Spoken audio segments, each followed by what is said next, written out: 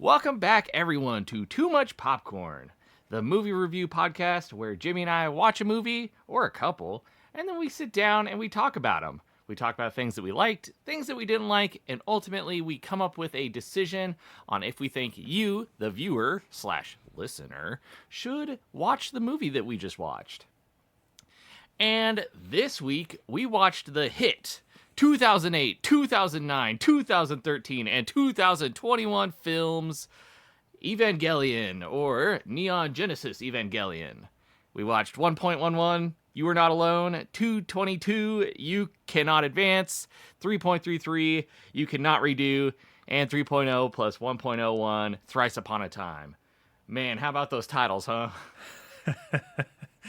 We're just going to collectively call them the rebuilds from here on out, because 4 films are really difficult to manage in any lexicon. Yeah, and if we're talking about the actual films themselves, bet on it just being, hey, that first one, hey, that second one. Because I'm not calling them what they're called. Did you know the range of releases is pretty crazy, though? Again, this is unheard of for us, but we had 4 films to tackle with this episode. And so I did a little bit of, pseudo research in terms of going on a Wikipedia and seeing the Japanese versus North American releases. The technical time between the third movie, its own release in Japan was 2012, and then was released in North America 2016. So it's like even that jump to an American release was 4 years of its own making. Not to mention the 2007 difference from 2007 to 2021, which is still baffling to me that exists at all. But even that 2007 was 2009 to North America versus Japan release. It's just so much time for these movies to be being made and then have been made. It's just mind-boggling how much of someone's life these took. I know, it's funny to me because I'm sitting here and I'm writing down when they came out, and I'm like, okay, 2008, 2009, okay, that was a while ago. We're still back in high school, graduation's coming in a year. Hey, that's great. Okay, 2013's a little bit after high school, but still not unreasonable. Oh, 2021, we're adults now. We have responsibilities. There's a whole fucking pandemic going on. Oh my God. These films can vote. What? How did that happen? Yeah. No, absolutely wild. Yeah. It's funny that we chose the previous episode to be 2 movies and now we're doing 4 movies. I'm like, what's next? We're doing the whole James Bond catalog. I'm thinking next we do all of the Lord of the Ringses, from The Hobbit 1 to Return of the King. That's 6 movies. I feel like it just has to get exponential, where we're like, next episode we do literally has to come out next year because of how many movies we have to watch to even get through it. Yeah. No, I disagree with the concept. No, this Can one we go back to one next month? Yeah, we'll probably do one next month, but this one was just a funny experiment where we wanted to watch these movies again, and then we said, hey, you know what? We should probably talk about them too. Yeah. And I would say also 464 minutes for the total uncut versions across all 4. So you're looking at a pretty long run time. Getting through all 4 of these. Yeah. Granted, it took us 2 weeks. Yeah, it did. What'd you think about them? What'd you think? Should we start at 1? Should we do this canonically and just I think we just gotta work through them, which I think is funny to say in terms of talking through it, because that it does feel like we are okay, now we have to reanalyze this thing. But because we watch them as a whole experience, it almost makes sense that we probably will jump around to whatever sort of fits the mood or whatever. But for the first movie, again, this is the first of the rebuilds, it's introduced as like Evangelion rebuilt. It's 1.0. You're not alone. There isn't really any difference majorly from the original series to now this film existing. They fight angels, you meet Shinji, you meet a bunch of the characters, and it all surface level feels very like samey, like almost like it's a reintroduction to the canon of Evangelion. Like, what are these big robots? What are these big alien slash angel heaven beings that are like they're fighting, that the Japanese government and, you know, Sele and these organizations are fighting? And even the way that I feel like I'm describing it doesn't match how much information gets passed to you in this first film that then is so synthesized through the next three, where you're like, as long as you can hold on to like one character, like if you get Misato or you get Shinji, like if you sort of like get what they're doing, then you can like zero in on that character and be like, something is happening to this character and I have to figure it out now. And then the whole set of movies are just like, something's happening to Shinji.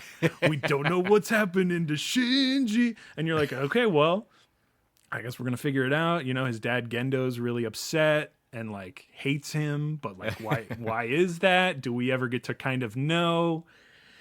And I think there's I don't know if it's something about Hideki Anno, who is, you know, the director of the original series and these rebuilds. It's like his fascination of this like downtrodden, like hateable boy, Shinji, is like extremely hateable because of a like wishy-washy nature, where you're like, he doesn't want to do this thing, but he chooses to do this thing. When he makes a decision, generally people hate it. It's like there's no, and it almost feels reflexive or like self-reflective of the series, where it's like decisions that are made by Hideki Anno, by the creators of the show, people are very divided on.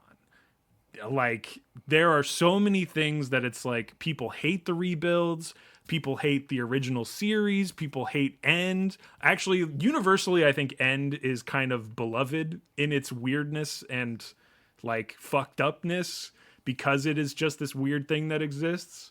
But it's like, man, the divisiveness on the rebuilds that I've heard, the discourse is bad. Let me get that out. But man, to see people hate on these things and me just sitting here being like, I just get more Ava. That's great. Yeah, I get 440 minutes of Ava. It's But yeah, overall, it's like when you're introduced to this first movie, there isn't a lot to really, if you're familiar with the series, if you're familiar with End, and like the last thing that you saw of Evangelion was like you watched it on Netflix and then you watched End of Evangelion, and you're like, well, wasn't that the end? It feels weird that we're back here in a world that is so familiar to us. So there is, to me, a benefit to have been, you know, reintroduced to the series at that time and then watched all the rebuilds and been like, okay, they've done something that I truly, truly enjoy here. But what did you sort of face value, you know, first blush response think of this first one? Well, the first one is very different than the other three, because I think, you know, it's definitely based more off of that first season. And I don't know if it was just the way that they were doing the writing then or whatever, but like it was obvious that, you know, they introduce you to Shinji within the first like 5 minutes of the movie. You know, they do some like cinematics of what's going on in the city, and then it's like cut to Shinji, you know, he's on the phone.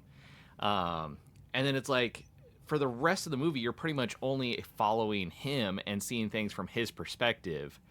And I think that makes it obtainable in like, okay, he's, you know, being introduced to this secret society that's underground, you know, and then he's seeing it from his perspective. He's learning about it. And so by him learning about it, you're subsequently also learning about it.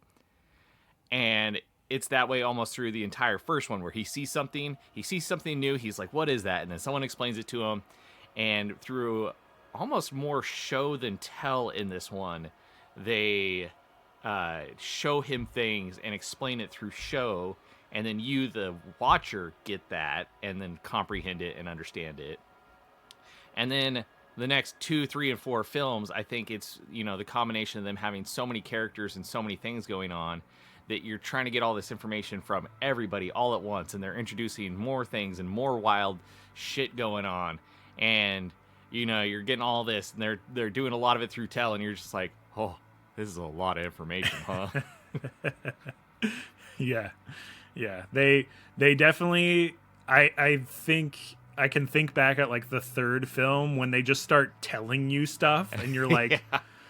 Oh boy. And I think that's the one where Shinji is fully like asking all of the questions that the audience is asking as well. And we're like, Shinji doesn't even know? Ah, shit, guys. Oh, yeah. Man. Oh, no.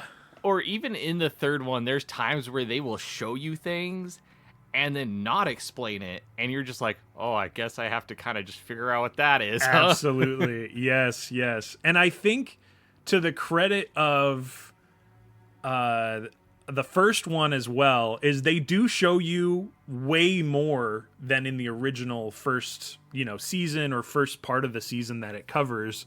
And it's like when you learn about Lilith and like Lilin versus Adam people, like it tries to couch you in this like camp of like parts of humanity are being utilized by secret forces to, and you're like, stop, it literally hurts my brain to even consider a humanity post this like impact. And you're like, there was a first impact, there was a second impact.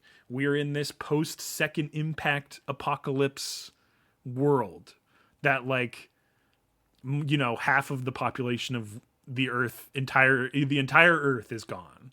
And you're like, okay, well, that's at least less people to worry about. We still have a lot of characters to get in here, but at least half of them are not here anymore. Yeah.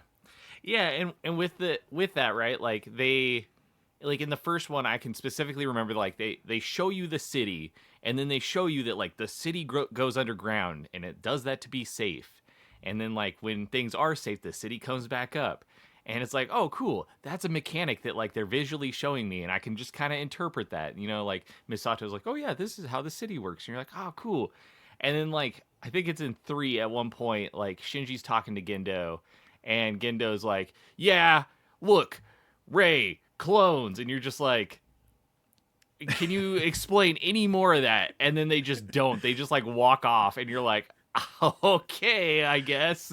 Yeah, that's one of the part of the movies where they're like, if you didn't watch the original series and kind of are like surfing on that latent knowledge, then you really just get thrown that detail, and you're like, physically it hurt me to be hearing this right now. Fuck. Yeah. Like attacking an audience with information feels like what the third of these like 2/3 of these movies is doing, is just like, you should need to know all of this stuff now so that this crazy thing that we're going to do in an hour makes more sense to you contextually. And you're just like, okay, and see, it's so interesting because we've talked in other movies how, like, one of the things I hate in movies is they'll set up this like either fantasy realm or a sci-fi realm, and they'll have a character who's lived in this realm. They'll be like 30 years old, so they've lived in this realm for 30 years. And then they'll meet a new character, and the character explains things to them for the benefit of the audience. But it's so ridiculous because it's like, no, this person has lived here their whole life. They know about this. For instance, and a perfect example, I'm going to throw James Cameron right under the bus on this. The reason I hate Avatar 1 is because he does this so frequently in that movie. There's the scene in the very beginning of Avatar 1 where Sigourney Weaver comes into the CEO's office, And the CEO holds up the unobtainium and he's like, do you know what this is? This is unobtainium. And then he explains what unobtainium is. And he's explaining it to this lady who has multiple PhDs. She's the head of his research committee. She's on the same planet as him. She knows what they're doing. And he's not doing it because, he's trying to belittle her or whatever. He's doing it to the benefit of the audience. And it's so shitty because it's like, this breaks my immersion. It'd be like if you and I were talking and I'm like, do you know what this is? This is nitrogen. This is a major component in the oxygen of this world. Oh, yeah, let me take that down. And it's like, no, you're a human being who's lived on this planet for a variety of years. You know what this is. I don't need to explain it to you. So going back to it, there was my little diatribe on why I hate Avatar. And I do think it is important. I think by the end of this episode, we should get to the bottom of why these films do that to you. But to me, it feels like because you're in the audience surrogate of Shinji, he fucking knows nothing. He knows nothing about what is going on, and it makes sense that he knows nothing about what he has been specifically left out of the conversation about all this shit that's going on. So he doesn't know. And so when they do explain it to him, and it is like through a lens of Masato or Gendo, or it's like their understanding of it, and I think it's so cool that it's like, it makes me think about how someone is conversationally teaching someone about some concept that doesn't like track, like that would not make sense if explained. So it's like, it's not only that Masato is giving her interpretation of it, it's like she doesn't really know what's going on either. She knows to the level that she knows. Gendo knows to the level that he knows. And it's like, it goes up and up and up, with Gendo knowing like way too much, and like just being, when he has to filter it to someone, you can tell he's like, I fucking hate that I'm having to speak to another human in general. I hate that I'm here. I wish to be somewhere else. Where am I going? I'm going somewhere. Like, so to me, my reaction to you being like, I hate when Avatar does this, when it's like, Sigourney Weaver on screen, and then the research guy talking to her about her, but then he's like looking past her into like breaking the wall and like grabbing you and like by the lapels, like, this is what unobtainium is, and I have to explain it to you. Write this down, audience. So yeah, to me, Evangelion does a really good job of saying, like, you are Shinji and you are nothing. So when I tell you something, you have to sort of understand it immediately. And if you don't get it, then Shinji doesn't either. And he's just going to fucking go and do whatever. Exactly. It is almost every time that there is a question of, like, what the hell is this? It's a character who knows what it is, explaining it to a character who doesn't know what it is, and rightly so. So it's never, Gendo going to Misato and being like, oh, that's an angel, and obviously angels are blah, blah, blah, blah, blah. And she's like, yeah, I know that. But it's like, no, the first time Shinji sees an angel, she's like, oh, that's an angel, and blah, blah, blah, blah, blah. And then he's like, oh, okay. And then, with that, like, the one thing that also bothers me when movies do that, where they like unnecessarily explain it, is like, just let your movie have some kind of mystique to it, where I, the viewer, either have to fill in my own details or figure things out for myself. Like, I love that. I love it when a movie, like, a character pulls out a sword and he doesn't have to be like, this is the sword of black iron and it's forged from this and this. He'll just pull out a cool sword and you're like, oh, that's a pretty cool sword.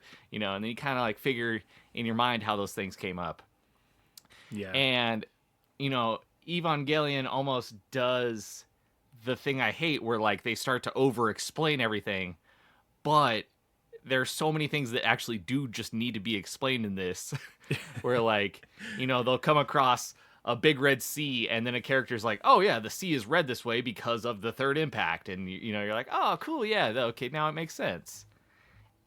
I And I think think I think there's another layer of it too, where it's like where specifically that Red Sea scene is right after they had done these sort of like aquarium sort of montagey type thing, and you get like moments of serenity and like calm and like normalcy, and then it's like someone peeps their head off the surface, and then you're like Red Sea and fucking like desolation, and you're like, so there's two things going on here, and I need to yeah, know. And then they're like, well, we're going to explain a little bit about what's going on. And you're like, okay, well, that's good, because I just saw something that was totally normal and fine. And now we're back into fucking wacko mode zone.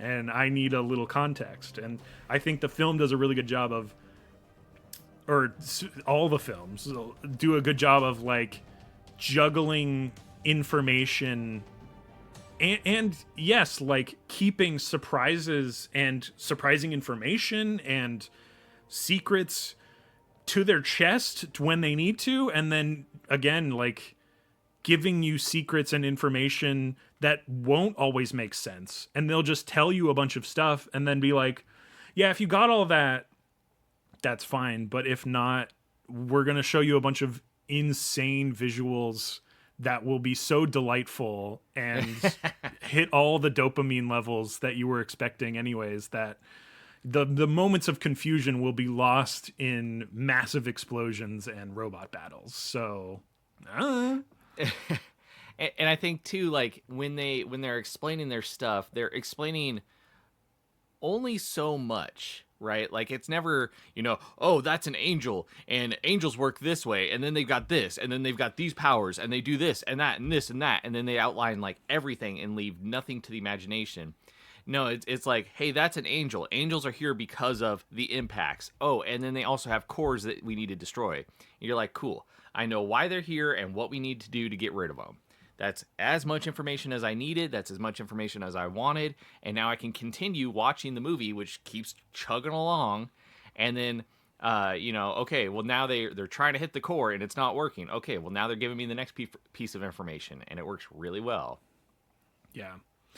I think another thing that we really latched onto in the first film specifically that differed from the series was the scale of effort of Japan and like the government agencies and everyone involved in the operations. Specifically, I think one covers the big ass gun they gotta shoot the drilling angel with.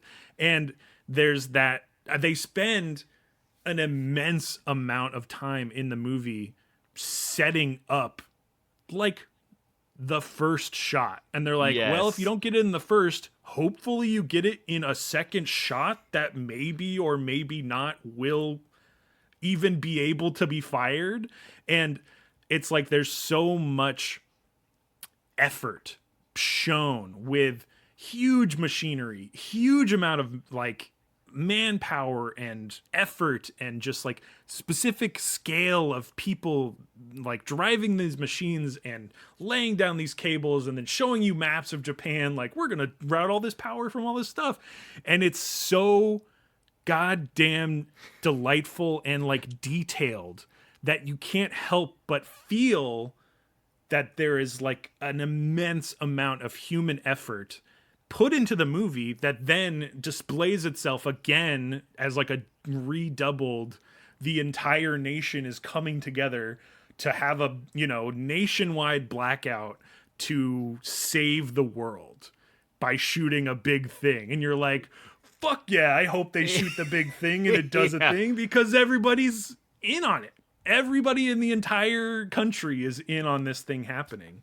And the script and just the way that it is like translated to you in the moments that you see go so much bigger than the characters that you are following, that it goes beyond the understanding that Shinji, and you finally get that like global context of like world saving tech thing that they're doing, and you're just like, Oh, this is great. I really like that they showed so much of the work going into this thing. And I think there's way more detail put into all of the like real world machinery, like the large, earth moving machines. And you see a lot of just the work happening in the background.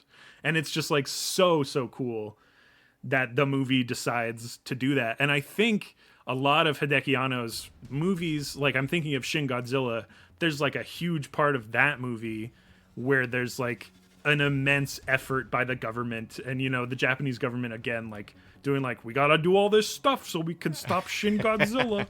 And it's like, yeah, you're kind of doing that again, but also these movies preceded that in some, and yeah, fuck, it was such a good, and it's like the most of the movie takes that time to set up a thing that then every movie seems to somehow top the previous finale of the previous movie. I don't know how they could even do that. It's just immense.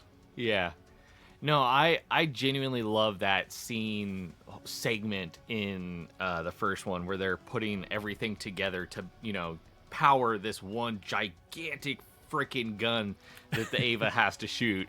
And the whole concept is just so cool where it's like, all right, we got this really big gun and this Eva has to shoot it, but this really big gun needs a lot of power. And yeah, we're gonna funnel all of this power from all of Japan into this gun.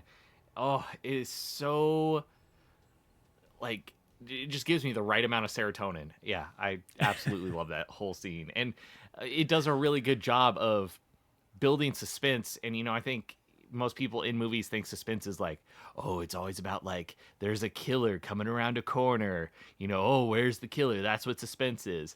But the suspense here is like, hey, they have to shoot this gun at this Eva, which is drilling through the ground to destroy all of humanity, and they have this one shot to be able to do it, and you can't take all of the power from Japan twice, so this one shot has to work. And you're sitting there and you're like, oh God, I hope this works. Like you're on the edge of your seat while this is happening. It's built so well up into that segment where they shoot the gun. Yeah. I think it's pretty classic like filmmaking pacing in terms of what you are shown and what information is given to you. And when they constantly are like, breaking through armor plates 10 through 18, and it's like there's only like they give you like the countdown when you feel like you need it, and the film constantly hits that mark of like, where are we right now? And then it's like they just made it through armor block 33, and you're like, oh my God, we're it's constantly contextualizing itself and building that tension that, yeah, when it does finally release, and I can't even remember if this is this the first movie with the drilling one, or is that, yeah, does that end up being the second one? Okay, no, that's the first one. They do really blur together after watching them all. But yeah, with that one, that finale has like the earth melting, mountain destroying, reflection shot, or like the rebound where it's like not defeated in the first shot, and you get the entirety of that power of the angel's power, where it's just vaporizing an entire mountainside, and literally like destroying half of like an Eva and stuff. And the only thing contextually for what you got, why it would still work, is Rey saying like, I'll protect you, Shinji, like 20 minutes earlier. And you're like, where's she at though? Is she going to be able to stop this scale of destruction? And, everybody kind of fits their role and does what they need to do. But man, does the film not like give you a break to think that they're going to win. And it's cool that there is like so many moments in these movies where terrible things happen to these people. Yeah. Just awful stuff. And yeah, I really think that is to the benefit of us. Like, we get the benefit of just seeing people like experience hardship and then overcome it in whatever way. And whatever way ends up being more and more ridiculous if on the outside. Well, with that too, and I think it's why Shinji is actually, he's this detestable, terrible character, but I think he is really perfect for these movies because so much of what humanity is having to do to just stay alive is detestable and terrible. And so not only is he a good surrogate for the audience who has to be introduced to all these crazy fucking concepts, but he's a great surrogate for all of humanity in this movie where they're like, hey, we have to create these EVAs, which are terribly dangerous, and we have to use them to fight these angels. Oh, also for humanity, we have to sometimes sacrifice entire buildings of people and just let people die. Oh, but it's okay because it's at the benefit of the rest of humanity, and we're doing this for humanity. Or all of what Gendo's doing for quote unquote humanity to keep them alive. Like, he's doing some awful stuff. And downright atrocious. And it all comes back to Shinji being this terrible, unlikable character, but he's just a really good face holder for humanity in this movie. And I do think terrible is a misnomer, where it's like, again, it's like it's easy to pile on to Shinji in terms of like everybody being like, I think the Mega 64 like things do a really good job where it's like literally every character is just like at one point says like shut up Shinji, or just like does a reaction to the camera that's like, what did he just say? This guy sucks. This guy sucks. Like, it's such a good culmination of like what Eva tells you, like how Eva tells you to react to Shinji's character.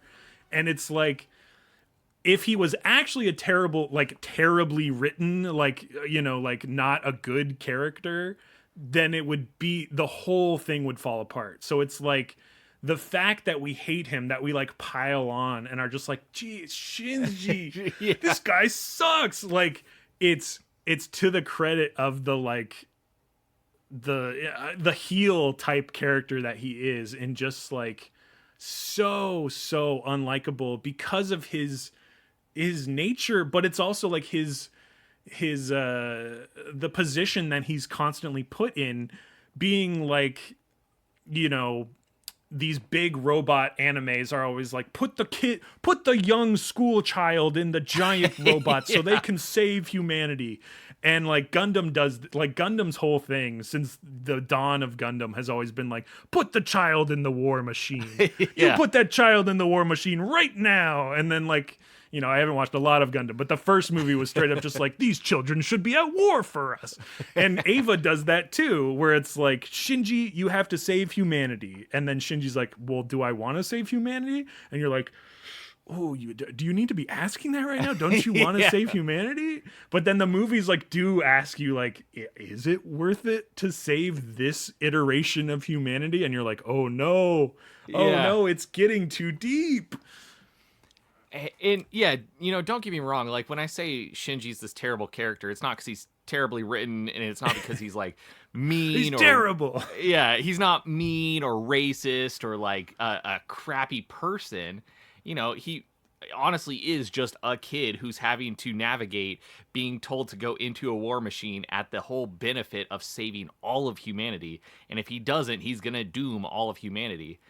And I think when I was watching this movie the very first time we watched it, several years ago, I looked at it as like, oh, Shinji's whiny, he's complaining, but it's because he's a child. Like, he doesn't want to do this just because he's a child. And this time when I was watching it, I was looking at it more from that perspective of like, oh no, he's, this representation of the humanity that's left on Earth, in that, he doesn't want to do this because, it's really tough to do, or, he's got all this uncertainty to him, or, he does want to do the thing, and then it's not actually for the benefit of humanity, and he actually ends up dooming more of humanity. And so, that was almost kind of my realization this watch through, was like, every time, it wasn't so much the action he wasn't taking, it was the action that he was taking that then did negative for the whole of humanity. Yeah, I definitely zeroed in on this as well, where it's so obvious in retrospect, where you're like, the thing he's doing is going to be good, the thing he's doing is going to be bad. But if you think in the moment, he's been told a thing, lots of people are telling him not to do a thing versus the thing, like he's getting so many mixed messages. He's just like, can I be straightforward with one fucking thing? And then he like does it, and it's like, Shinji, why did you do this? And all this was the worst thing you could have done. And he's just like, I just wanted to make one decision on my own, and it can be wrong. Like humanity can be wrong. Yeah. And I think that nuance and that choice, I really, really like when characters are just like wrong and do a really fucked up thing, and you're just like, I mean, we saw it happening, and you maybe as Shinji, could have got the signals. You got a lot of people on the radio telling you things, but sometimes you just make a choice. You had an A or B, and you chose B. It's crazy. And it's a really good representation of not just the humanity in this movie, but just humanity in general, where we're like, hey, we're gonna do this thing, and it's at the benefit for the entire planet, and then humanity does that, and you're like, oh, that really wasn't the benefit of the entire planet. And then it's not out of question with Shinji, because he is a kid in this movie. He's what, 14 or 15, or he's somewhere in his like early teens. Yeah. And it's unreasonable to expect that you tell a teenager one thing and to have them process everything about that and then come up with all of these conclusions of like what could go right, what could go wrong. And that's why we don't hold young kids accountable for certain actions. It's because they don't have that processing power in their brain, and the movie does a really good job of showing that, where he's like, okay, here's what I've been told this whole time. Okay, now I'm going to take action based off of that thing that I've been told. Oh, it went really bad. And then everybody's like, Shinji, you're so terrible, how could you do that? And it's like, well, come on. I mean, like, he's only going off of the information that he could process, because he's not an adult. He's not an adult who has all of this knowledge. Yeah. Going back to what you said too, where it's like Shinji is representative of like a part of the population that are like naive to the dangers, naive and like unknowing, but then still thrust into, it's like when you are part of humanity, you are unknowingly, whether you're ignorant of it or not, you are like part of so many systems that are impactful of so many different other people. And I think skipping to like the fourth film, a ton of bad shit happened to Shinji. Yeah. And then more like half of the fourth film is Shinji being so rightfully upset with himself and just like humanity in general and decisions and just like his understanding of what even had happened, like being fed to him and like relearning it and rewatching something in his mind that is horrific. And there's like a portion of humanity that he is representing. I do agree. It's like there's so many bad things that people are being told to do or doing or not or refusing to do. It's like all these micro decisions build up over time, and then when there is finally like, to me in the fourth film, you finally get like a fucking moment to just like, I think the fourth film does the best at like reveling in its like post-apocalyptic nature. Like the film, like it finally feels like you don't have to constantly fight angels. Like the show is Monster of the Week style, like fight an angel, beach episode, fight an angel. The movies end up being like fight an angel. Movie starts with fighting an angel. You better fight an angel. We're going to take 60 minutes to shoot a gun and then fight but you're fighting an angel the whole time. Finally, when like a film that has built itself up over nearly 20 years goes like, can we chill out? The angels are out there they're scary and bad, and you did something really scary last movie. We're gonna like unpack what happened here, and I think genius level move there. Yeah. With that too, it is crazy because like the first movie is an hour and 50 minutes, or sorry, an hour and 40 minutes, and that movie just fucking flies by because it's like, yeah, the first hour they fight three different angels, and then the last 40 minutes is them shooting a big gun at the fourth angel. And then the next movie is an hour and 52. And then that one is like, okay, that's got that great aquarium scene, which love that scene. So good. And then they fight a couple more angels, and then, crazy stuff happens. 3.33 is only an hour and a half, which that one is wild. That one rips. That one's crazy to me. I love that one. That one, when we watched it, like, I didn't realize it the first time, but this time when I watched it with you, I was just like, oh my god, this movie was so fast. Dude, like, it rips. It starts, boom, crazy, insane, and then it gets boom, crazier, insaner, and then there's a scene where characters are playing piano for like 20 minutes, and you're like, so 20 long. Yeah, 20 minutes of an hour and a half movie? How is this happening? A whole concerto in the middle of the movie there. Yeah, and it should suck because you're like, oh, we've just gone from like fighting aliens, these crazy unworldly creatures, and now we're just playing piano, huh? Okay. In the desolation of, a burnt out husk of like a missile silo type shit. Yeah, with beautiful scenery. Oh, yeah, and then 3.0.101 is 2.5 hours, and that one also just chugs on, and you're just like, oh my god, these movies are so they're so well paced. Like, I can't say that enough for these movies. And I realized it this time, like, each of these movies that has these different variations in length is so well paced that each one, like, you get done and you're like, oh, that was like 30 minutes of my life, and you're like, oh wait, no, that was about 2 hours. Like, you're like, oh shit, it's like 11:30. I gotta fucking go to bed. Yeah. Yeah. No, yeah, I love the pacing in these.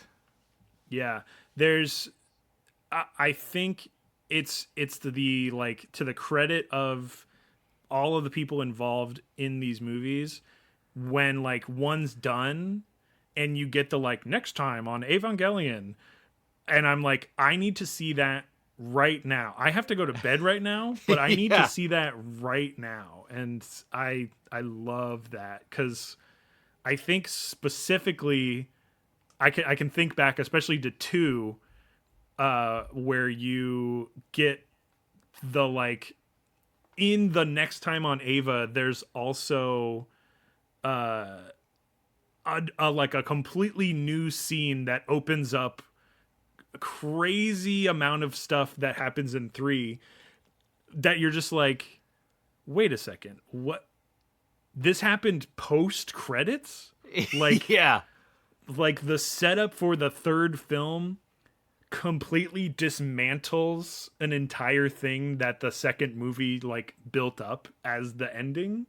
I blew my mind. Kaoru says something that breaks the fourth wall, where he's like, this time I'll fix it, like Hideki Anno like talking to us directly, like, this time these movies will like end the way I actually want them to, because I have the budget finally. Like, there's just such a weird energy that 2 leaves you on, that you're just like, I need to see 3 immediately. And if I had to wait like a year to 5 years between each of these, I would have been so pissed. Yeah. And so mad. Well, further to go, what, 7, 8, 9 years between 3 and 4, like, when 3 ends, you're like, I have to watch this last one. Like, if it hadn't been 2.5 hours, we would have watched it 3 and then 4. Yeah. And it's like, if I had to wait most of a decade to watch the end of this series, I would have been like, I'm dying.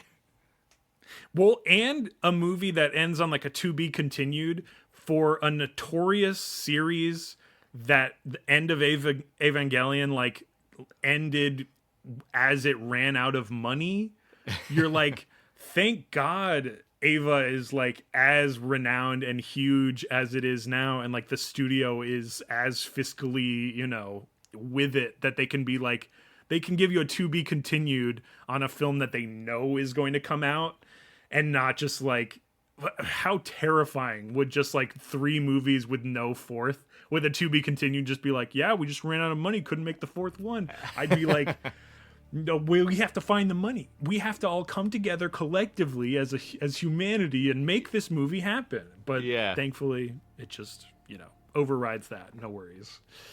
Still scary. Maybe more movies should do that, where they just like call their shot. They're like, hey, next time on, and then we're going to show you a clip of it. And then like, you're going to want it so bad, we're going to make this happen. With the way that Hollywood is being run nowadays, I feel like people should do that. They should always be teasing the sequel, because if they're teasing a singular work, what studio is going to buy that? You could fake it. Just lie. Just say you're making a 6-part series, but you only made 1, and you only ever had a plan for 1, and your to be continued is the actual ending to your movie. And you put that in, and you put it post credits so that all these Marvel fucking nerds stay to the end. And and they watch the credits and they absorb some of those names for the VFX artists that are in there. Yeah, and Marvel almost did that with their movies, where they had their post credits, but it was always just like, oh, this character is showing up, and it's like, no, give me like 30 seconds or a minute of the next movie. Make me want it so bad that like I'm chomping at the bit to get that next ticket. Like, I think cinema, movies as a whole, they are the visual medium.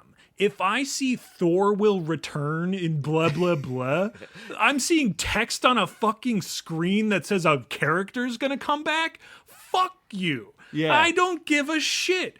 Give me a fucking thing that's happening that I want to see the next time. You already shot the actors. You have them there. Have them do something else. He's going to return. You're making more movies. Put him in something. Yeah. Mission Impossible always starts with like, the clips during the title sequence of what's going to happen in the movie. So do that, but then also put it again at the end with clips of what's going to happen in the next movie. And put stuff that hasn't happened. Yeah. Oh, dude. Yeah, that would Yes. Yes. I just watched Defiance from 2008. This was I did not care for the movie very well. It was Daniel Craig, Liev Schreiber. It's like action, but then World War II, Holocaust type, like all over the place. Strange that this movie exists in this way, but it does an annoying thing where it like is this big action movie, and they're like, ba ba ba ba, I'm Daniel Craig, ba ba ba ba, like this is after I'm James Bond, ba ba ba ba, Liev Schreiber, ba ba ba, and then the movie ends with like the brothers did all this stuff in America, and here's a picture of the real brother and all this stuff, and I'm like, okay, you already said it was it's this true story, and it is like a very inspiring, like very cool thing that they did, and they saved a bunch of like refugees and all this good stuff.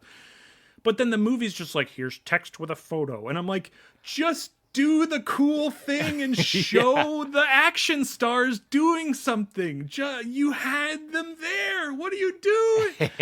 It just is so, because it's like it's diluting the thing that we all came to see in the first place. And then you're just like, actually, we're going to go documentary style and just show you letters and a picture on the screen. And I'm just like, this is nothing. This is a PowerPoint. You've done nothing. I hate this, and you've done nothing. It's all right. I'm even gonna take it a step further, and I'm gonna go back to Mission Impossible because it's perfect. And I could totally see Tom Cruise because he's great at movies. He loves trying new things out in movies. I got it for him. Here's what he's gonna do. Mission Impossible, the next one, which, trust me, they said, oh, it's over now. No, there's gonna be a next one. There's going to be a next one, because at the end of Dead Reckoning Part 2, they showed what's going to happen next. Yeah, and what's going to happen in Dead Reckoning 3.0.0111 is going to be... Thrice Upon a Time. uh Tom Cruise, he's in a safe house with Simon Pegg, and Simon Pegg's sitting there and he's watching TV, and Tom Cruise comes over, he's like, oh hey Simon Pegg, what are you watching? And Simon Pegg's like, oh, there's just a trailer for this new movie. And then it cuts into the TV and it's a trailer for the next Mission Impossible. And then it's the full trailer for what's gonna happen in the next Mission Impossible movie. And then it cuts back out. They're just like, oh, that looks pretty good. I think McHugh could do that. I think he could do it. Dude, I would be so jazzed if a movie had the balls to go that fourth wall. I think why would you make the movie if you don't have the cojones to do the things? Yeah. Just do. This movie did it. This movie did Every single one did it. They said next time on Ava. This was 2007, 2009, 2012, 2021 Japanese releases. Each time, I don't know if this is just the uncut, I don't know if these were in the theatrical releases. Each one that we saw had a next time on Ava. And you're like, yes, please. Yeah. Like, yes, thank you. And more. They were so succinct and got me so hyped for the next one, which even the one for the end of 3 that teased the fourth movie, the scene that they show there, I did not see anywhere in the fourth movie. I think they completely redid it, but it was still so exciting where I was like, I gotta see this movie. Yeah, absolutely. Yeah. And it's got that hype ass fucking 90s, and you're like, yeah, give it to me now. Yes, Hideki Anno, the whole, the studio gets it. They know, they've been in the fucking business for this long. Yeah. They get it. They know it plays as if it is a TV show. Like you'd watch it on TV. If TV existed, this would have been the next Neon Genesis, right? Like it would have been the newest iteration of that. It's the rebuilt films because that's what the medium calls for now. There's no, if you're serial TV anime now, then you're on Crunchyroll or, it's not that it makes me worried. It's that it's just like, we do have on the horizon, new Ava coming out, Nier Automata, the creator behind that, cooking up maybe some extremely fucked up Ava shit. I have no earthly concept what this one's going to be, but it's going to be a TV show? ? Like in the current landscape of what TV shows are, like I don't know. It's going to be something. Yeah. And maybe there's something to be said about more TV shows instead of them being like, all right, this one's going to be, 28 minutes long and this one's going to be, 58 minutes long and they're all the same length. Like, yeah, have a TV show. Stranger Things did it where it was like, hey, one episode, it's an hour, another episode, 2.5 hours. Like, and I think that one worked really well too, where it was like, this is the story that it needed to tell for this entire episode.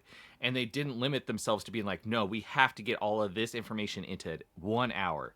It was like, no, we got 2.5 hours. We're going to tell 2.5 hours worth of story. I think, it works really well. Yeah. All the lumps of Stranger Things aside, the variable episode length was consistently cool because you're like, well, I don't really know what I'm getting into here. And then you look at the timer and you're like, an hour and a half? Yeah. Fuck me.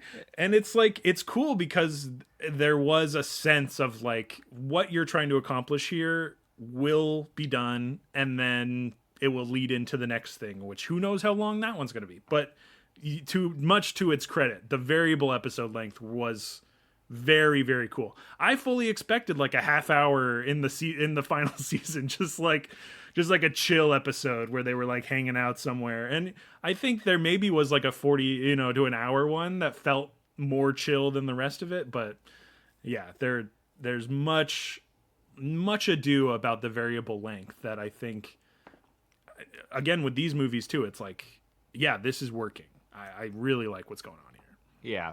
I think it gives a creator a lot of, room to play with, like I was just saying a few seconds ago, not feeling like they have to be so constrained of like, hey, this has to all fit in 1 hour.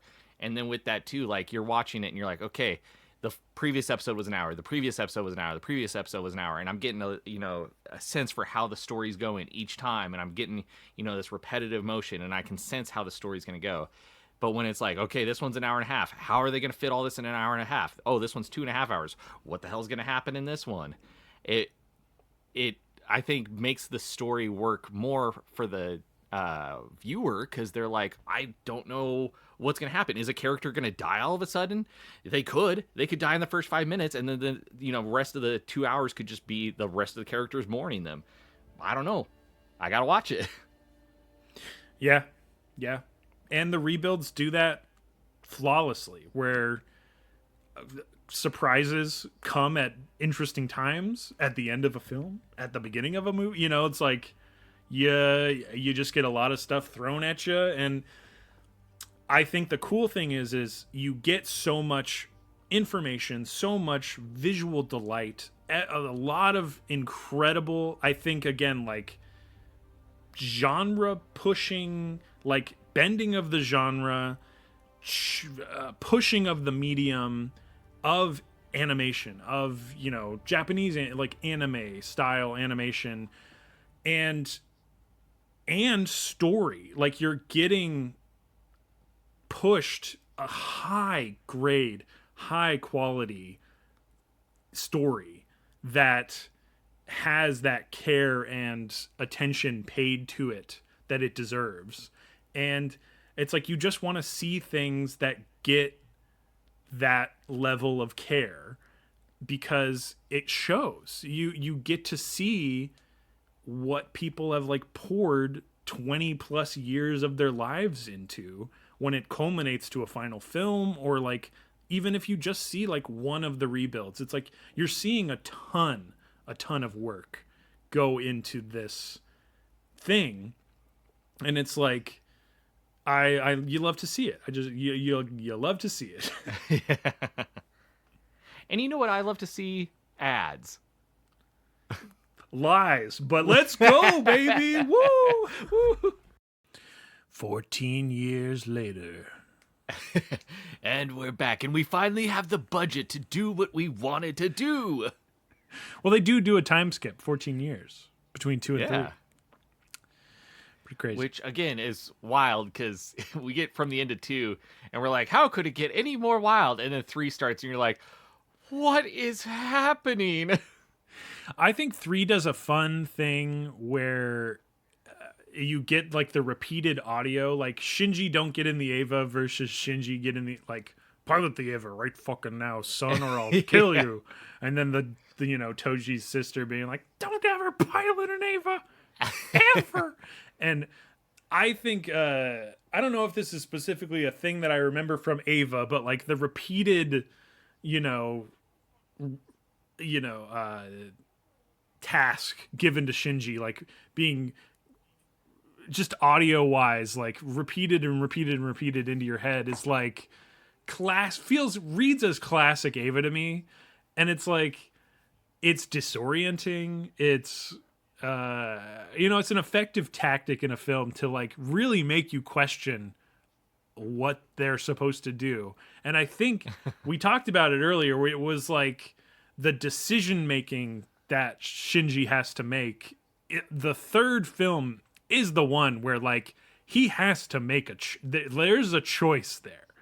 And the whole movie is about him not knowing who to listen to, who to trust, and then the one kid he does trust explodes in front of his face horribly. And I think, God, there is just something so visceral about that sequence, and it being like right next to Shinji. There's that one animated shot of him too, just like crumpling, like whatever they did, the treatment on that Shinji shot of just him, like his face crumples, his whole body just like contorts, and it's like, well, you didn't just explode, but it basically looks like he just imploded, like he just, it just breaks him that he's witnessed this thing.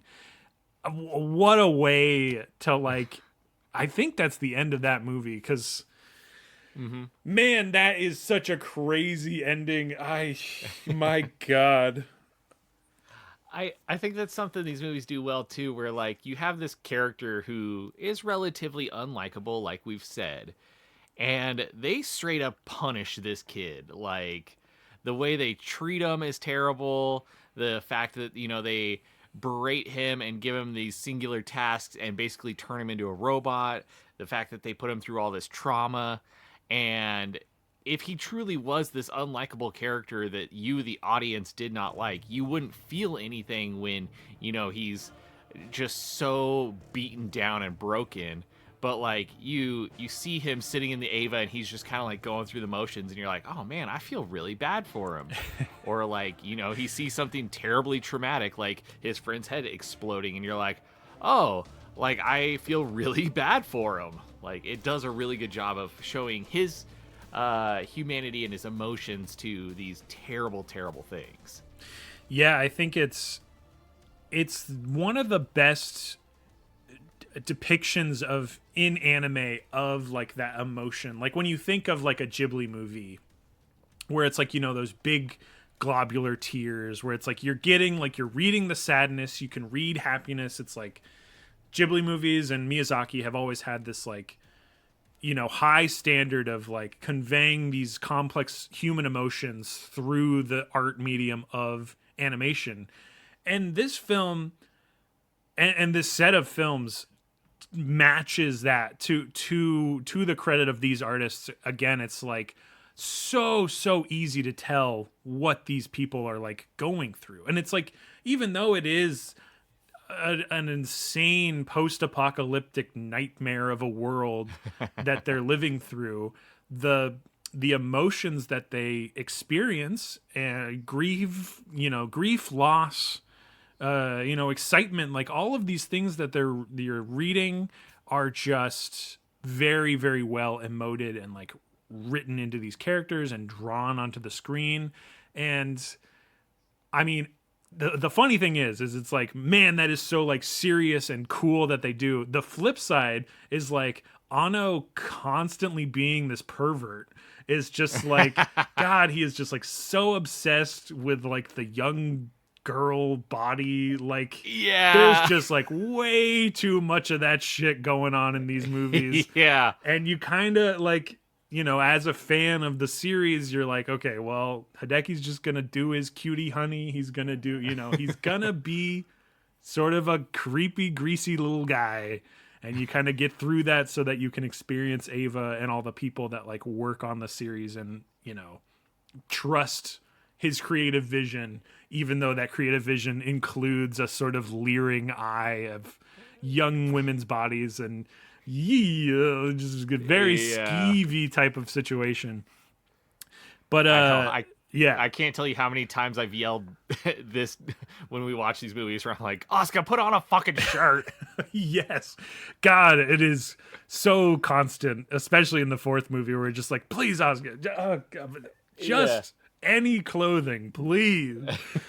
However, there is the can scene, which we both fucking thought was hilarious. That's what I wanted to bring up is you get those again, like, because of there is this, like, it ends up being, I think, handled a bit better in the rebuilds of sort of like removing itself from a sexualization and just like it tries to elevate it to like a not appreciation or anything, but just like a neutral, like naked bodies should be fine. Like, like they're trying to do it. It doesn't get that, it doesn't get to it. It still has like the Ano like creep vision to it where you're like, I don't know. But the can bit where there's a big can in front of the table and it's hiding Shinji's junk.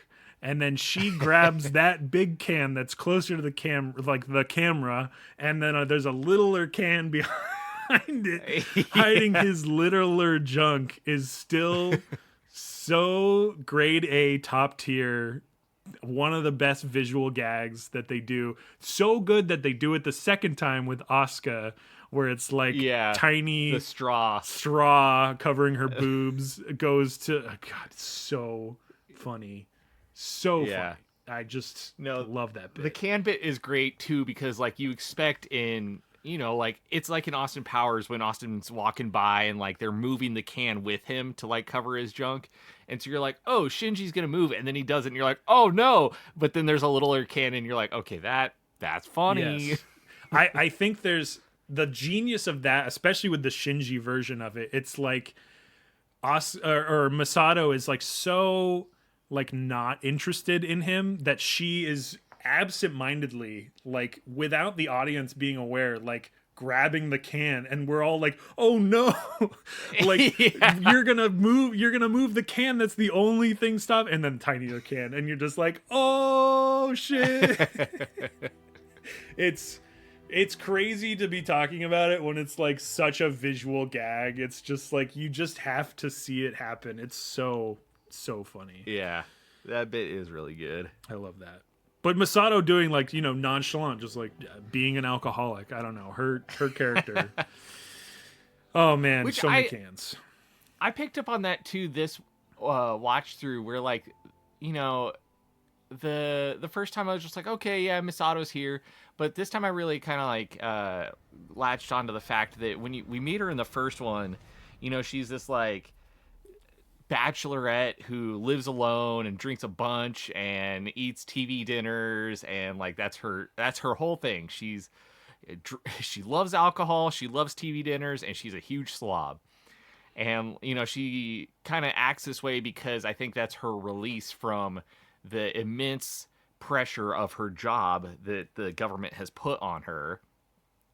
But then throughout the next 3 movies, she gets more and more pressure put on her and more responsibilities as she gets promotions for being so successful at her job. And the change that you see from movie 1 to movie 4 is just absolutely insane. Where like by movie 4, she's this supreme commander of all of the armed forces, and she makes every decision for everybody and tells everybody what to do, and she's so competent at her job. It's crazy, and it's really well done that you see her go from a crazy no nonsense or total nonsense bachelorette to who she becomes. Yeah, I think there's a genius character twist that they give to her throughout the films where she is presented as this like extremely busy and like so busy she can't clean her own apartment. And that even little detail I think is covered better in the rebuilds, where it's like Shinji makes lunch for everybody and cleans the apartment. It's like that happens over more time in the original series, that it's like it makes sense that there's sort of like a build up to that happening, but because it only happens in the first movie and maybe some of the second one, it feels like Shinji has to do this for Masato to even have the like bandwidth to be doing this other stuff. And I think it's cool that like his character choices to be like helping and cleaning and feeding people, and like that like motherly instinct that he has to like feed people and help people really builds out his character for the later later movies, where he's doing these things that like he anticipates to be helping, and he just wants to be helping because when he's getting responses back that people are enjoying what he's doing, Shinji's character really likes that. He likes to be told, well done, good job, because of things that he's done.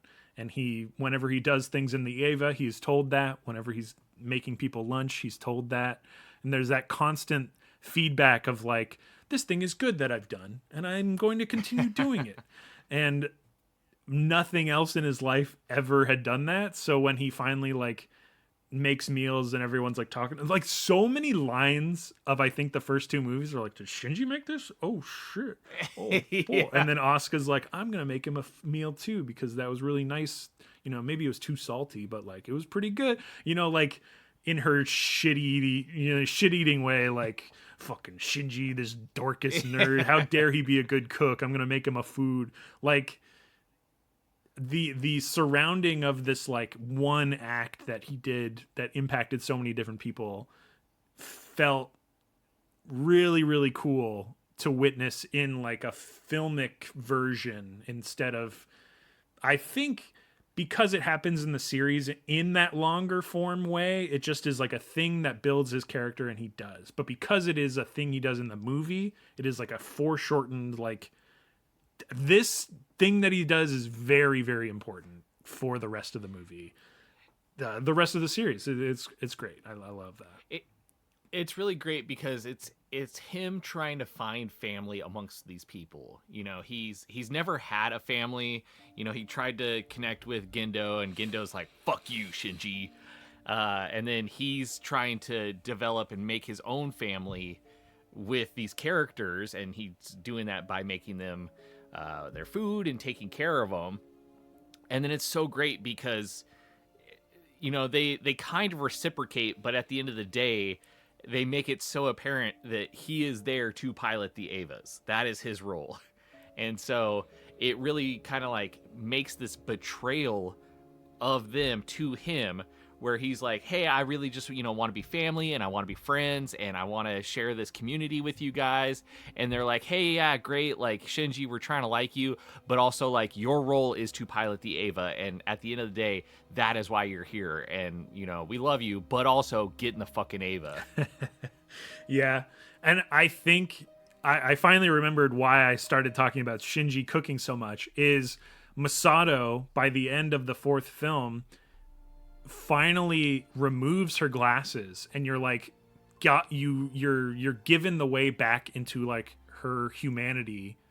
Even though she has reached this pinnacle, she takes off the glasses, you know, she defends Shinji in this moment, and there's like the return of that character that had less stakes.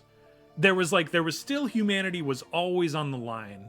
This was always known. She was not supreme commander at that time, but it's like when Shinji helped her, that impacted her in a way that she would literally like break her own rule that everyone else next to her is like, we have to shoot him. He piloted an EVA.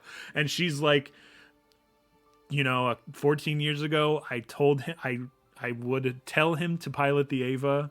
He wants to pilot the EVA now, and I'm going to let him do that. And you all need to listen to me because I am your commander. And, you know, and they're all like basically trying to like mutiny, like right on the fucking ship there. And the Wunder. And just like that scene is so cool to me because it's like those introduction of those new characters who are like really trying to understand this new thing, and they have a lot of ire towards Shinji and like what he did 14 years ago. And Masato's just been like there, like living with it and like shaping these people over the years and commanding them and giving them all their orders and stuff. But then it's like she still has this the softest spot for Shinji. Like there is absolutely no way that she was going to ever kill him. And that's apparent as soon as, you know, he's flying off and she has the thing that can blow up his neck, and she's just like, well, I'm not going to do that. So yeah.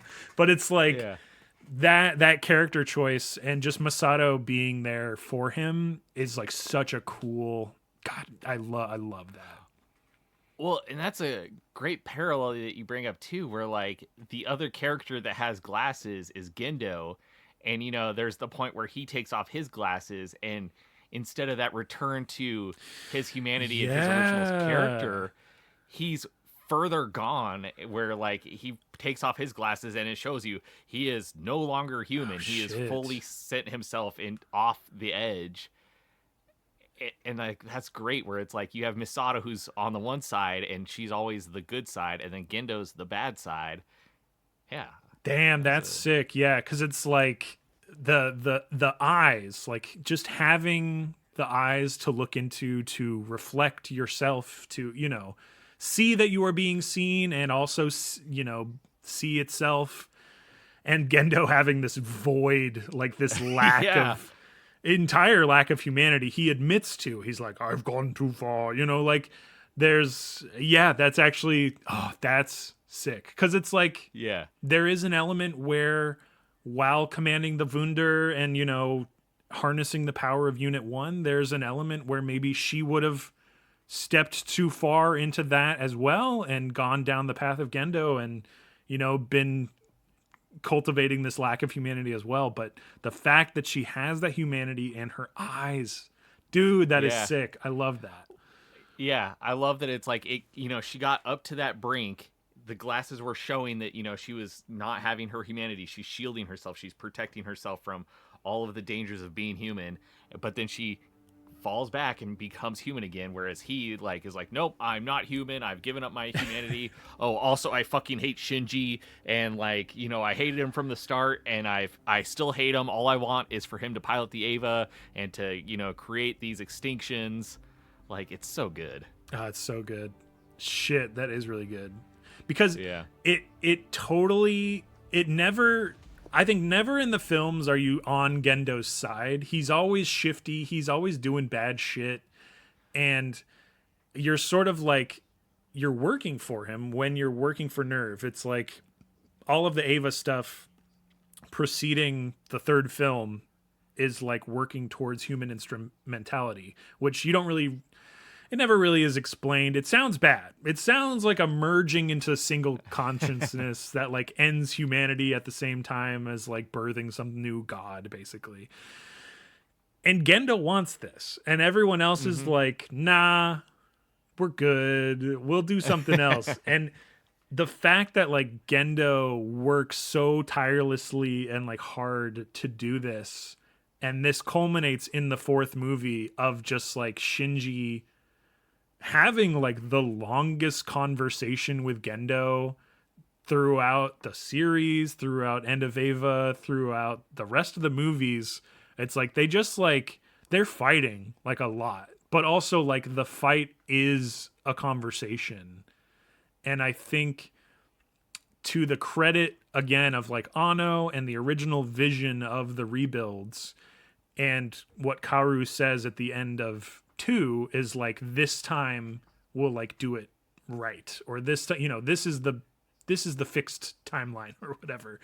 And it's like him having that foreknowledge of something happened here before that was wrong, and I'm here to fix it, or I'm at least here to like see it out to an end that is better. And I think whenever you think of an end, you're like, End of Eva, like that movie ends horrifically. Like that movie ends with a total loss, I think. Yeah. You just sort of chalk it up to, uh-oh, oopsie.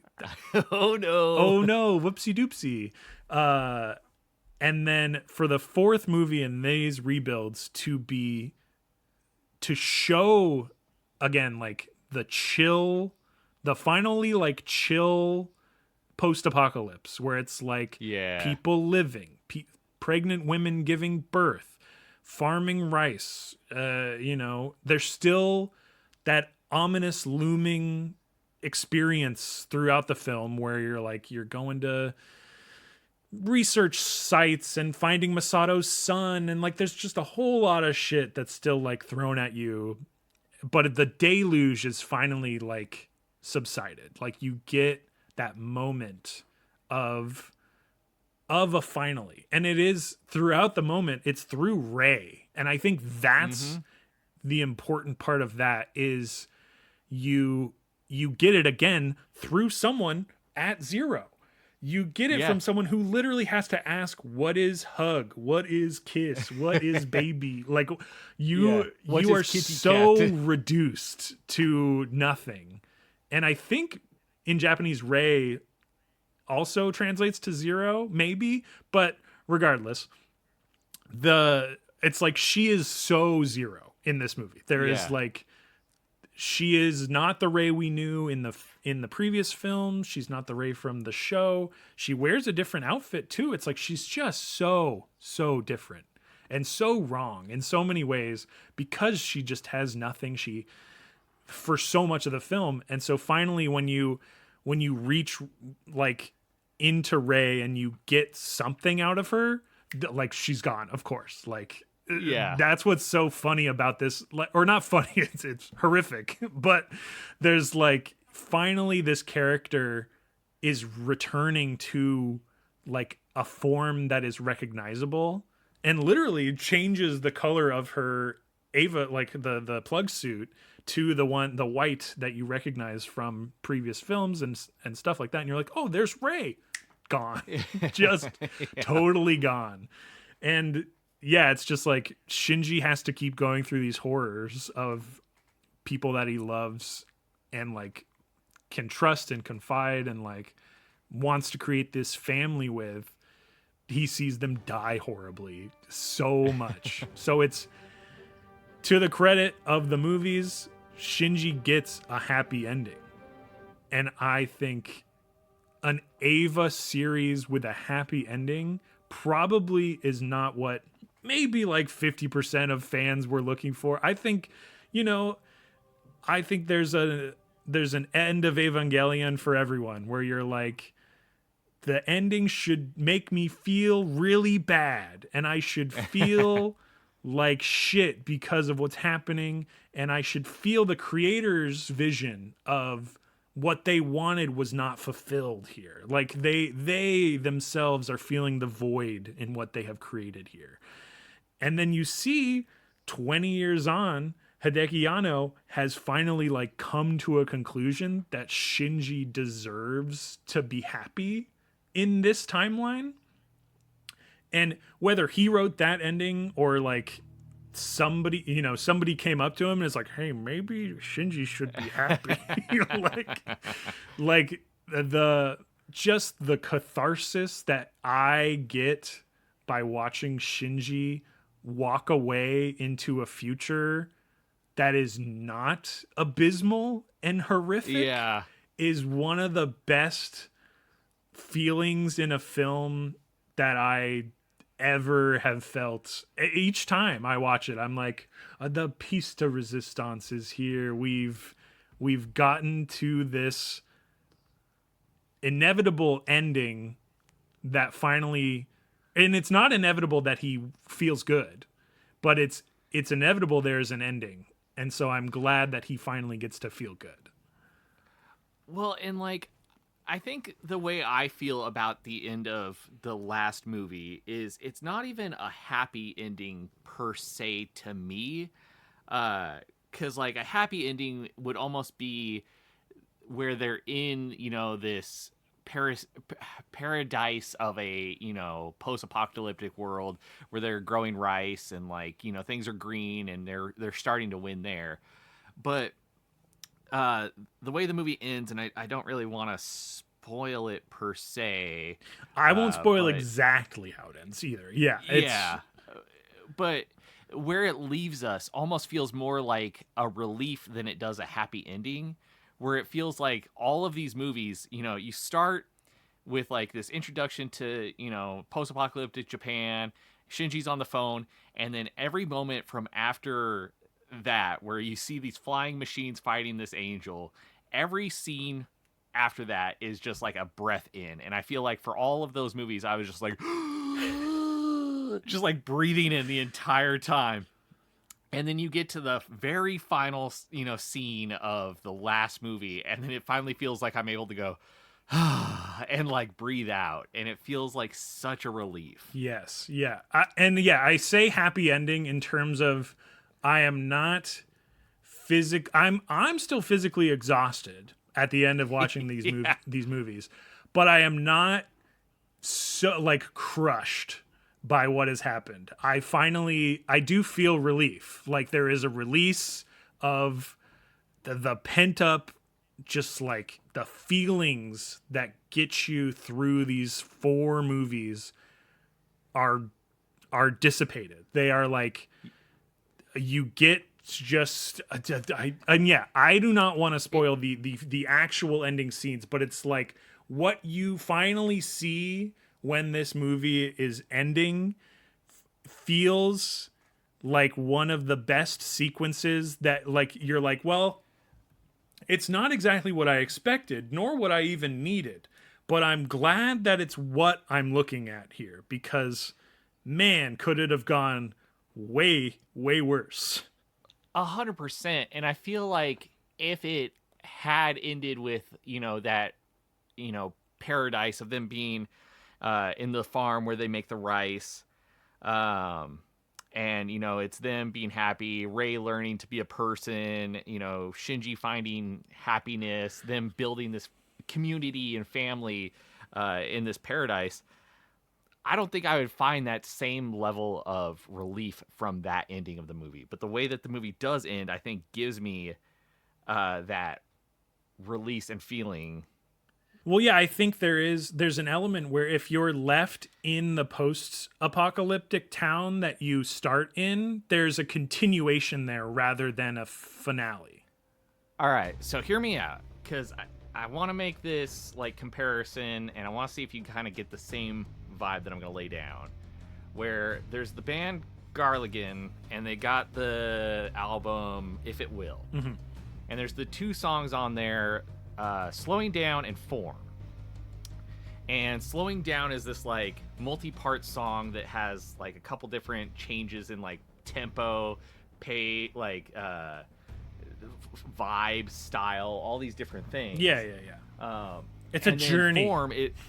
And then Form is almost in the same way that the end of the fourth movie is, where it's like this relief, where it plays off of the same theme that comes from Slowing Down. Yeah, the same riff, like same note progression type thing. Yeah, but it just focuses on that same progression and that same vibe.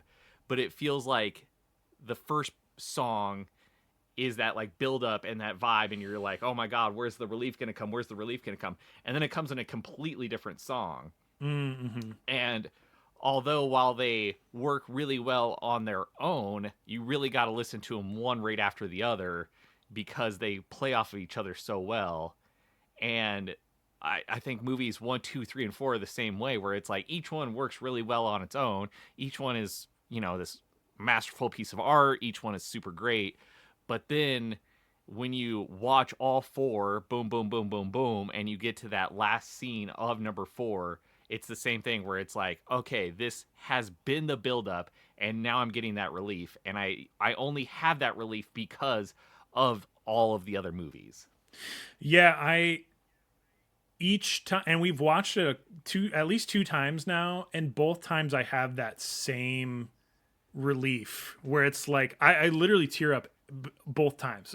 When I even think about it, I'm like, I'm close. Yeah. Like it is the like most sublime feeling of a culmination of something coming to a head, and then instead of each previous film, there's 4 films here, each other film ends in a huge explosion, in something huge happening, something crazy happens at the end of each previous movie, and this one ending with something that does not match that. You do finally go like, there's no more. We're done. We're free. We're free. Where's the on next time on Evangelion clip? Nothing. And the song, dude. The song that then becomes the credit song of that is such. I think that's one of the best pairing, because it's, I think, the same artist, like Hikaru Utada or something, like she did the like songs or themes for each movie, and that like last kiss song for the 4th movie is so fucking good, dude. Yeah, dude. I love that song so much.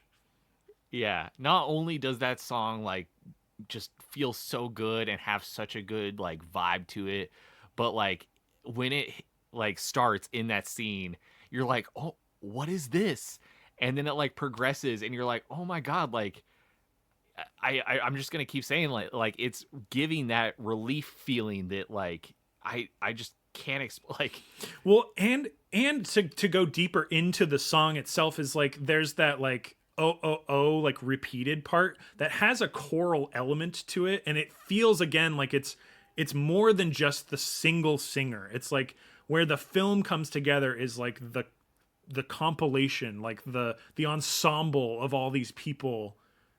And again, it's fucking animated. It's an ensemble of characters, but they feel like people coming together to do this thing. And this thing finally yeah, ends in the way that it does, and it just is like you just feel like they did it. Like you don't even really understand what they did. And I don't think they truly understand what they did either. But man, does it feel good. And I think no, it's not easy to do what a 4-film series or even like a single film, like to end on a note of like just completion with an ending. And again, it leaves a lot to interpretation, to sort of what's going on in general. It feels good. It feels like something is completing and happening and being done and being made. And I think the funny thing is the like lead up to it does not lead on what will happen at all. There's just like there's a cut and then the ending, and you're like, okay, so that's how that worked, I guess. Well, I think even further, like it almost starts getting like so crazy that you're like, what is like, and that's saying something where like the first part of the first 4 movies are already super insane. Oh, Yeah, and then like absolutely. it just gets even more insane, and you're like, oh my gosh, is this gonna like be End of Evangelion, like insane levels of insanity? And you're like, maybe that's what's gonna happen. It's starting to build, and like things are getting crazy, and you know there's callbacks wall to breaks End too. there's They go the sketchy yeah, way and everything. yeah. And like you're like, oh my gosh, what's gonna happen? And then that little end scene happens, and you're like, I did not see this happening. I did not think this is how it was gonna end. I don't even fully understand what's happening. Still don't. But but thank God I'm finally able to let out my breath and just feel like I have peace and serotonin, and it's so good. Oh, God, it's so good. Yeah. Aaron, what do you think? 4 movies, 4 watch or will not watches, or 1 whole, or as a treating them as one. We have to do it singularly. We can't break our one rule. Yeah. Each film gets a watch or a not watch. Yes. We did it for Roadhouse. We did it with Roadhouse. We got Roadhouse out of the way. Yeah. All right. Hear me out. Film 1, watch. Film 2, watch. Film 3, watch. Film 4, a watch. Oh my God. Yeah, dude, could you imagine? I'm like, it builds to this great relief. You got to have the relief. You got to get the serotonin from the end of the movie. Don't watch it. Don't watch it. Only build. Not worth it. Only build. Never release. Yeah. Edge yourself into oblivion. Yeah. That'd be crazy. Yeah, no. These movies, I was trying to explain it when we finished watching number 4, and I still don't think I can, where like I shouldn't like these movies. The person who you are should not like what this film series is displaying. And that's not to say like, oh, I don't like anime, oh, I don't like long movies, yada yada yada. Like it's the fact that they do a lot of telling. It's the fact that they tell you a lot of things that you don't understand. It's the fact that you get to the end of the 4th movie and you're still like, I don't even think I fully understood what happened. It's the fact that I watched this whole series through a second time, and I've seen, you know, the End of Evangelion. I've seen the series. I've seen all 4 of these movies twice now, and there's still things where I'm like, yeah, still don't understand what happened. Still don't understand how we went from movie 2 to movie 3, and now there's a flying ship here all of a sudden. I still don't understand. There's still so much I don't understand about it. I shouldn't like it because the movie isn't doing its full job of what it should do. A movie should be able to say, hey, here is my story. You understand my story and all of my concepts and get it. I have done a good job of doing that. So by that credit, I shouldn't enjoy this, but there's so much to love about it. And I think part of it is that I love a passion project. If you have a movie or an album or whatever that is your passion project, and even if it's not perfect, but I can tell that you have put your passion and your soul into it, I'm going to love it. And that is what this is this person's or this team or this group or whatever, their passion project. And it is not influenced by what the community thought they wanted it to be. It's not influenced by what a team of people in a board said, hey, this is what this movie should be. Because, oh, God, I hate that even more when a fucking board gets together and they're like, oh, yeah, we're going to make a film and it's going to be so great because it's got all these elements. And then it sucks because it's people thinking that they're building a movie to something else. But this is somebody who said, here's the story I want to tell, and it's bonkers. And here's the stuff I want to show, and it's bonkers. And I have passion for this, and I got to get it on screen. And it hits so good, and I love it so much.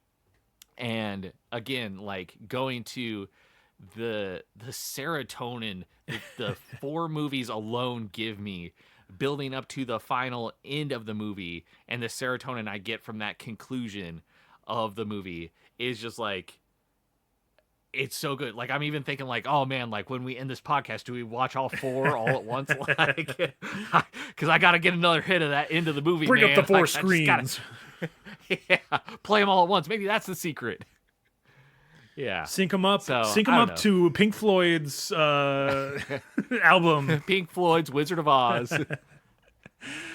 Yeah. I think. What about you, Jimmy? I think identifying it as a passion project is key to like understanding why it's hard to parse like any of the information. Is you're just like, well, somebody's really, really into this stuff.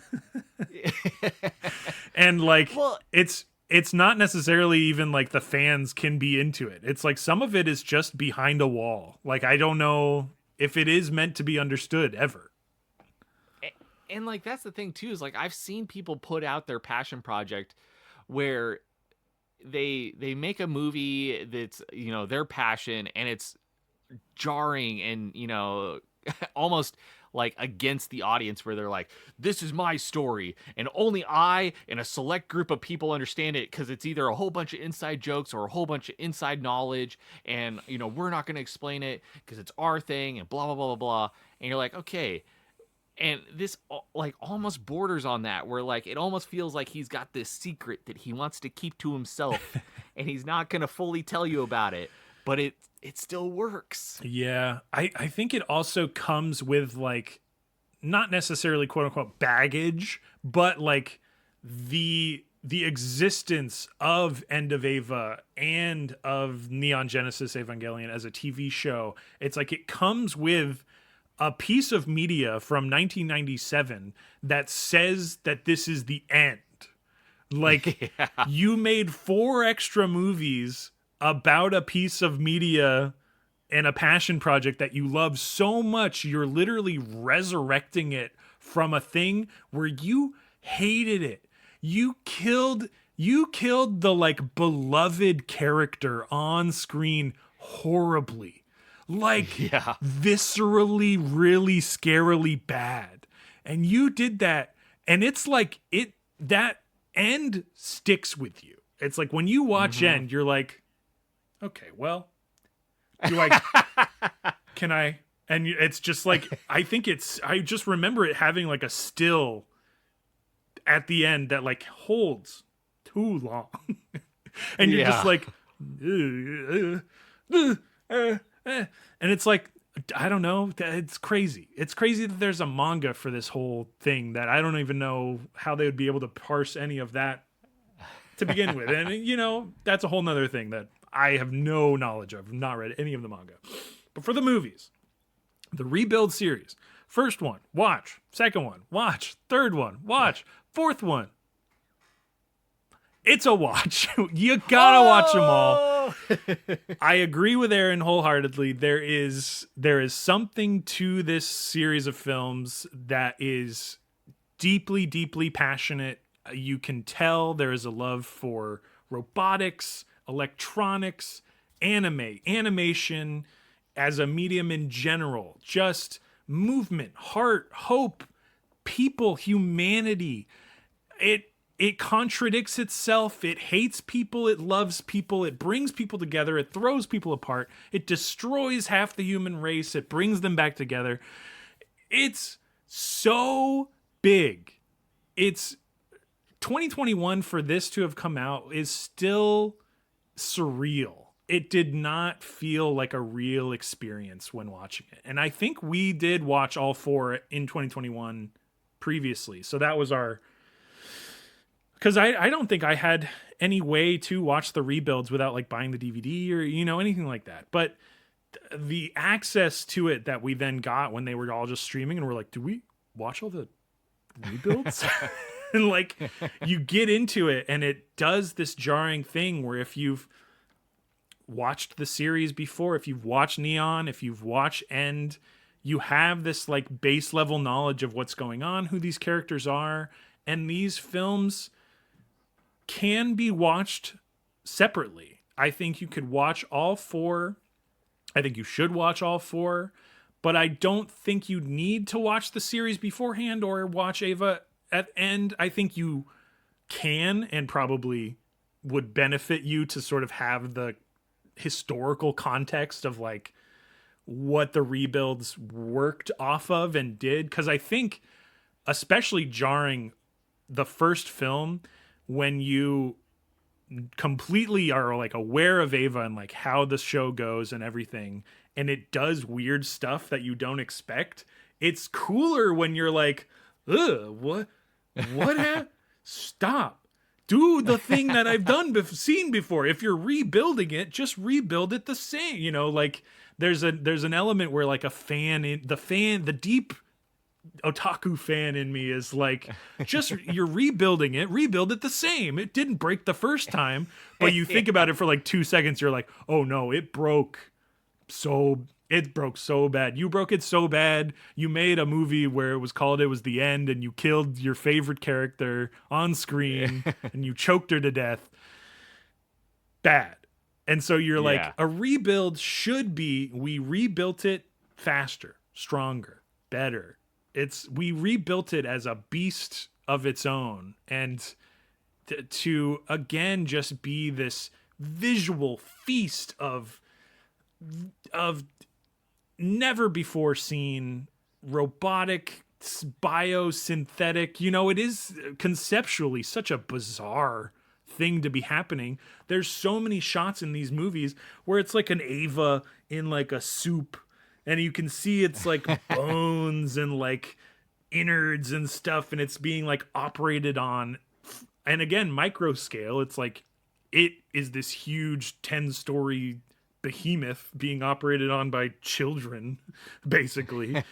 And yeah, there's so much to love. There's so much to be confused about. And I think if you're at all interested in Eva 1 through 4, these films are like a great way to be completely immersed in something that has a lot of passion and heart behind it, and you get a result that blows me away each time, and I just will always be delighted by these films' existence.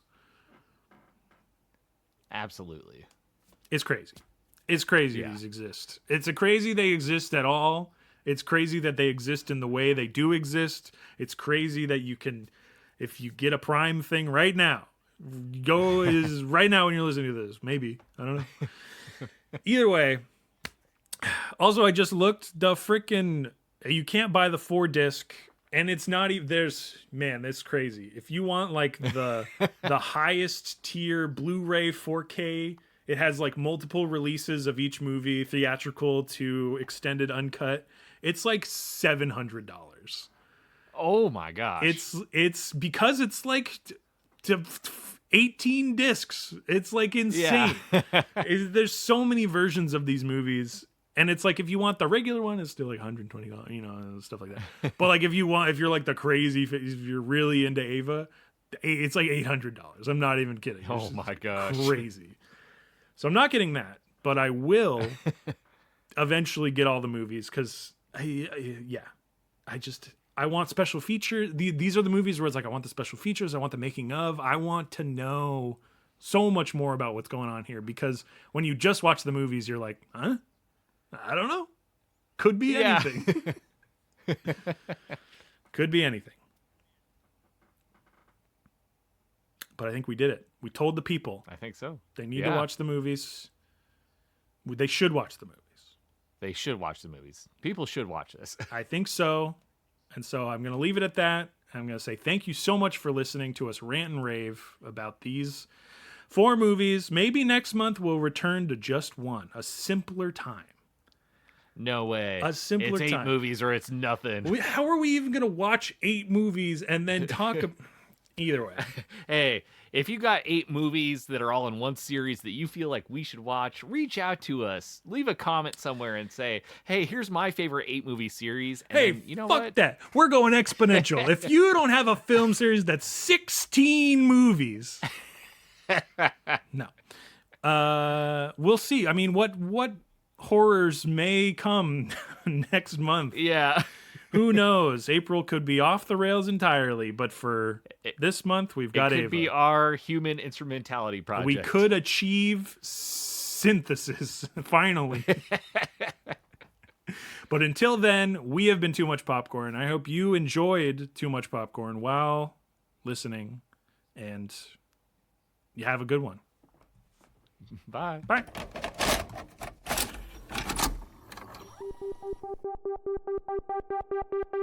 Thank you.